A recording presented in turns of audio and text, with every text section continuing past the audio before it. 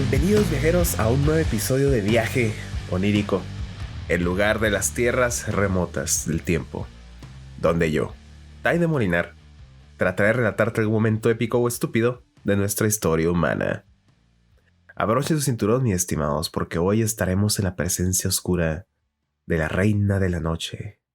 Hoy hablaremos de Lilith.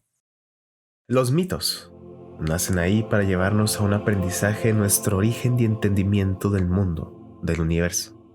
Remontarnos a los orígenes de Lucifer u otras entidades antiguas es comprender cómo nuestra concepción manipula los símbolos y sus significados.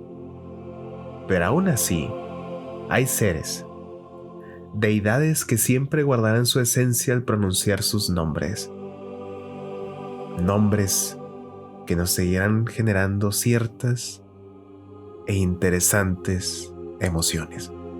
Hablar de Lilith es hablar de una diosa tan antigua que sus orígenes primigenios son realmente inciertos, y sin embargo, aquí estamos hablando de ella. Es posible que estés familiarizado con Lilith o Lilith, cuyo nombre se asocia con el viento o los espíritus en la lengua sumeria, y con la noche, Laila en las lenguas semitas. También se le ha considerado como la reina de los vampiros o la madre de los demonios, o ambas cosas a la vez. Sea cual sea el caso, Lilith, que es mucho más antigua que los cultos que la han demonizado, no siempre fue considerada como una entidad diabólica. Su origen suele ser relacionado a la antigua Sumeria, donde los dioses nacieron de un mar infinito y abismal, y en el centro de aquellas caóticas sombras estaba Lilith, cuyo significado es espíritu o aliento. Lilith era la diosa encargada de cuidar el velo que separa el plano físico del espiritual. Servía como guía del alma del ser humano para su transición a la inmortalidad mediante la sabiduría. De aquí, la primera representación que tenemos fue la de una mujer alada. Pero Lilith tiene otro origen siniestro y muy antiguo en la epopeya de Gilgamesh, escrito hace unos 2000 años antes de Cristo. En esta epopeya, encontrada en Irak, Lilith es referida como un demonio que toma la forma de serpiente. Y entonces, como diosa y demonio, Lilith abarca tres planos importantes en el universo. Primero, es el inframundo, de donde emerge. Después, su capacidad para convertirse en serpiente, lo que le da la connotación de la sabiduría y el conocimiento. También sus alas, que le permiten alcanzar y dominar los cielos.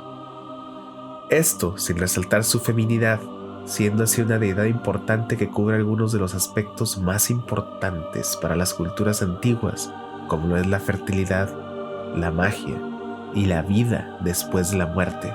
Probablemente pasaron muchas épocas para que los hebreos esclavizados por la antigua Babilonia encontraran a Lilith como una deidad impuesta, quienes reforzaron irremediablemente los aspectos negativos de la diosa.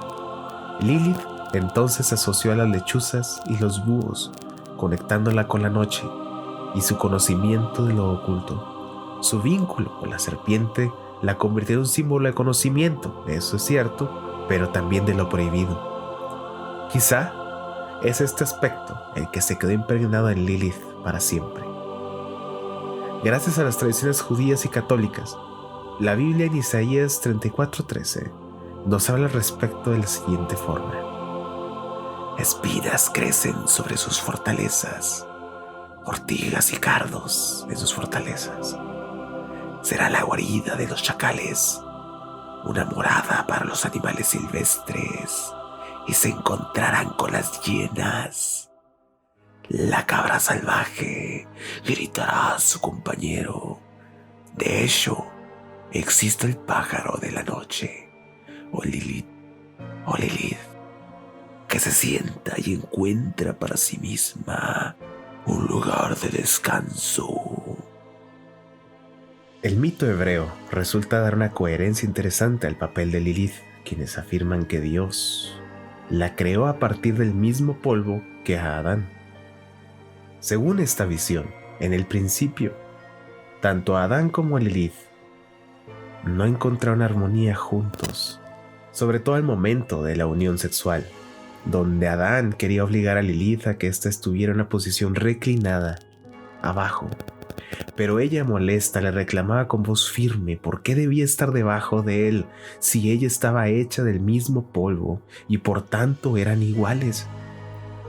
Adán intentó muchas veces doblegarla, pero Lilith, cansada, cometió el sacrilegio de pronunciar el tetragramatón, el nombre de Dios, que se traduce como Señor Dios en la mayoría de las Biblias y se asocia con el término de Yahvé.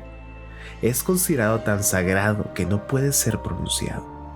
En los tiempos del Templo de Jerusalén, solo el sumo sacerdote podía pronunciar el nombre de Dios en voz alta y solo una vez al año en el día de la expiación. Todavía existe una aura de misterio y majestuosidad en la teología y la práctica judía en torno a este nombre especial de Dios, que se le considera el nombre que lo abarca todo. En el Éxodo encontramos otro interesante episodio donde nos explican un poco más sobre el por qué el nombre de Dios es un sacrilegio pronunciarlo. Dios, en forma de zarza, explica, se llama a sí mismo como yo soy el que soy. También seré lo que seré, que es una especie de fórmula para el nombre de Dios, que son solamente consonantes que es la Y, la H, la W y la H. Esta pronunciación va más o menos así: Yod, Hey, Vi, Hey, que se asocia con la raíz hebrea ser. Se cree que toda la Torá está contenida dentro del nombre sagrado. También existen algunos evangelios apócrifos que dicen que el nombre de Dios tuvo que ser separado en 72 nombres, entre ellos Elohim, Jehová, Yahvé, etc. Y esto es porque si juntáramos todos los nombres de Dios, nuestras gargantas humanas sencillamente no podrían pronunciar el nombre de Dios. Digamos que es un método de protección para el ser humano, para que ni por error pronunciamos el inefable nombre de Dios. Sea como sea, en esta historia donde Lilith pronuncia el nombre de Dios, comete un pecado porque está pronunciando las palabras sagradas de una manera impúdica, lo que demuestra su falta de dignidad para residir en el paraíso. Lilith entonces le crecen alas y vuela lejos, habiendo adquirido este poder solamente por pronunciar el nombre de Dios. Esto es interesante porque Lilith, aunque está hecha de la tierra, de la arcilla con la que se formó Adán, también no está limitada a ella, y su partida dramática reafirma que el carácter sobrenatural de Lilith como un demonio alado es lo que le permite ser lo que es.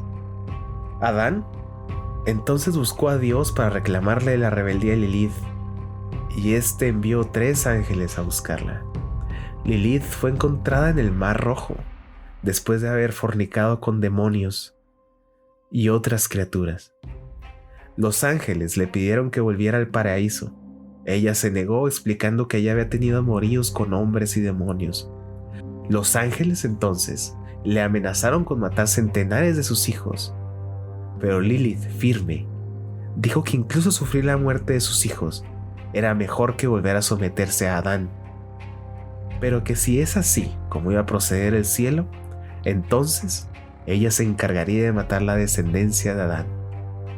Lilith prometió atacar a los recién nacidos merecedores del castigo por culpa de los pecados de los padres cuando la luna esté en la fase menguante.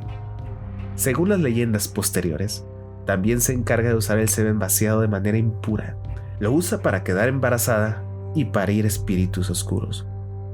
Su labor también se extiende en el tormento a los hombres, atrayéndolos a su lecho y matándolos en el proceso.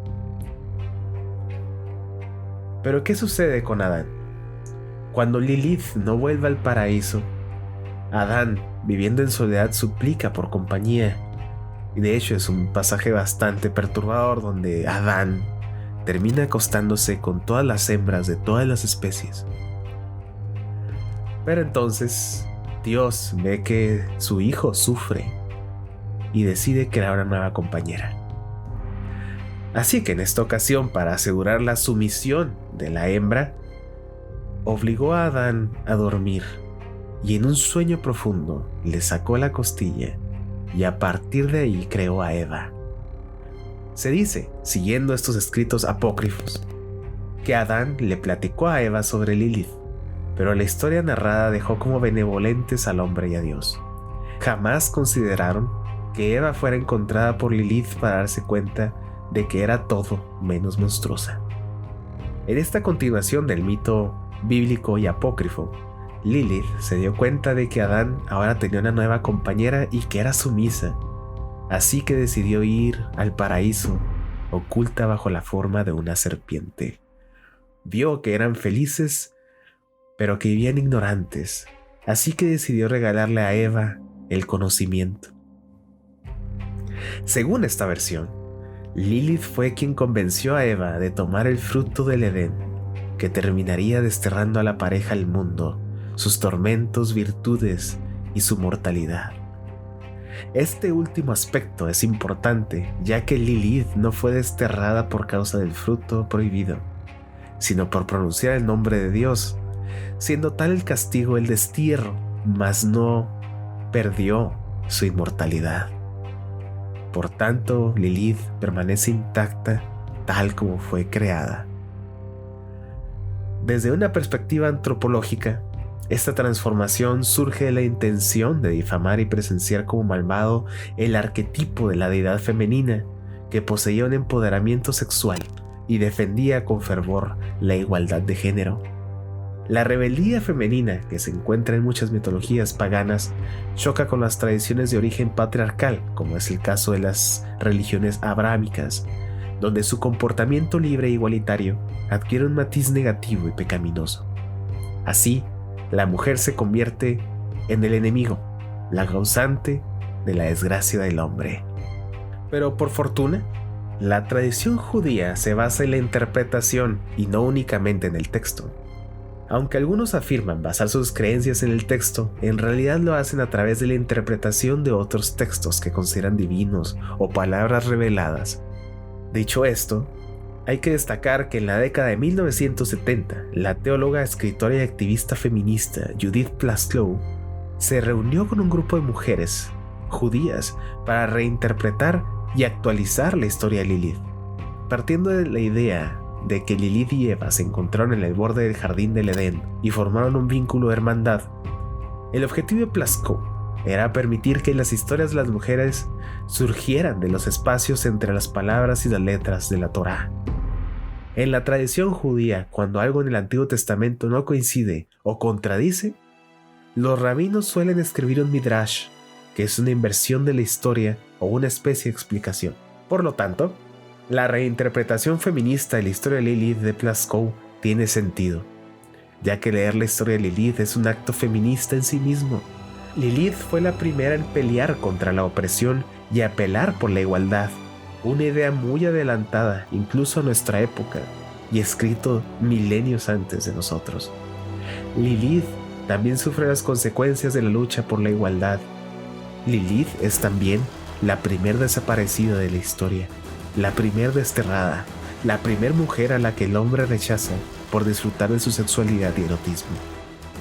Pero indiscutiblemente es la primera en empezar la lucha contra el patriarcado y su supuesto derecho divino por gobernar, exigiendo la igualdad porque partimos del mismo polvo y la misma arcilla divina del universo. Así, Lilith deja un mensaje claro a las generaciones de mujeres que fueron, que son y serán. Que recuerden sus orígenes y no permitan ser tratadas como objetos. No son de nadie más que de ustedes mismas. Pongan los límites y resguarden la frontera de la seguridad. Quemen todo si es necesario, pero que ya no falte ninguna más. Por lo pronto, les invito a reclinarse en su sillón favorito y aclamen a la reina alada, a la madre de Lilith, para que sus monstruosas alas nos acaricien y cubran, resguardando nuestro viaje onírico.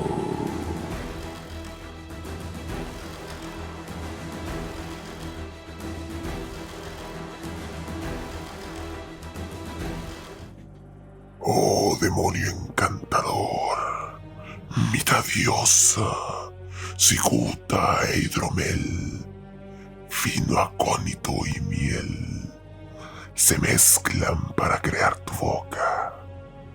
Tus labios adoro, pero sobre todo son tus lágrimas las que deseo. Tus lágrimas como el oceánico goteo que se derrama en jardines rojos, satánicos, o como las lágrimas de fuego y niebla, lloradas por la luna que los magos usan para fabricar las secretas runas en algún filtro de plata, solos y en tinieblas.